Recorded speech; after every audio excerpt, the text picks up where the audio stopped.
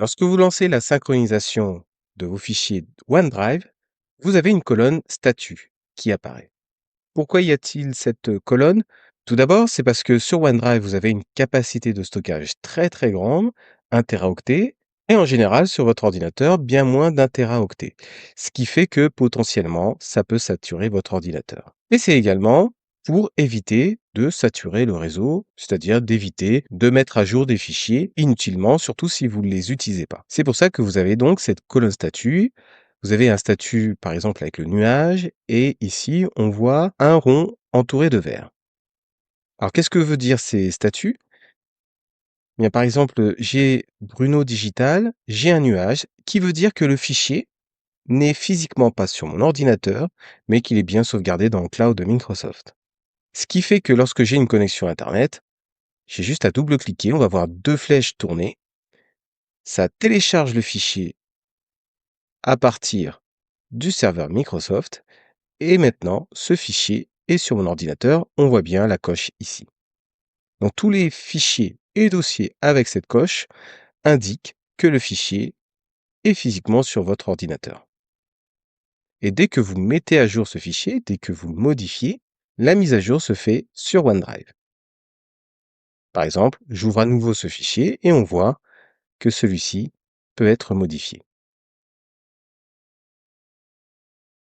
Par défaut, au bout de 30 jours, si vous n'utilisez pas ce fichier, il disparaît de votre ordinateur, mais vous gardez le statut avec le nuage, ce qui fait que votre disque dur n'est pas saturé de fichiers que vous n'utilisez pas. Ça veut dire aussi que si vous avez une coupure Internet et que vous avez des dossiers avec le nuage, ceux-ci ne seront pas accessibles. Je vais couper le réseau de mon ordinateur et je vais essayer d'ouvrir un des fichiers avec le nuage. Et ici, on me dit vérifier que vous êtes connecté à Internet. Donc ça veut dire que tous ces fichiers avec le nuage, si vous n'avez pas de connexion Internet, vous ne pourrez pas les ouvrir.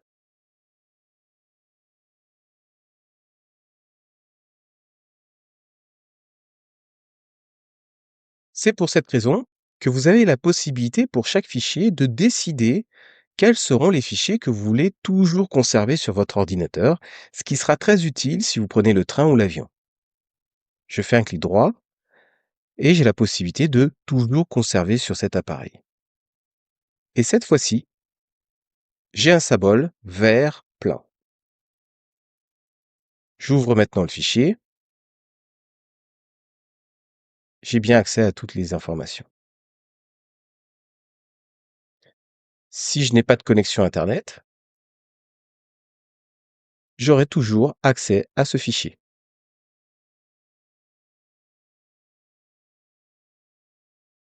Et ce symbole veut dire que quoi qu'il arrive, sur cet ordinateur, même au bout de plusieurs mois, j'aurai toujours ce fichier sauvegardé sur les serveurs de Microsoft, mais aussi la copie sur mon ordinateur. Donc, si je veux faire l'inverse, je sélectionne un clic droit et je fais libérer de l'espace. Et ça veut dire que là, le fichier est toujours sur les serveurs de Microsoft, mais plus sur mon ordinateur physiquement. Enfin, dans les statuts que l'on a dans la synchronisation OneDrive, on a ici un petit bonhomme. Ça me permet de savoir que le fichier a été partagé. Tous les fichiers qui apparaîtront avec ce symbole vont vous indiquer que le fichier est partagé avec plusieurs personnes. Si vous souhaitez savoir à qui vous avez partagé ou si vous voulez tout simplement partager un fichier, vous faites un clic droit et ensuite partager.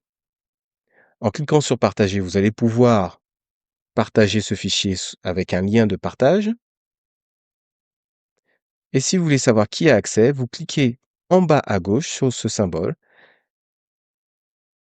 et vous allez savoir qui accède à ce fichier et vous pouvez même arrêter le partage sans avoir à vous reconnecter.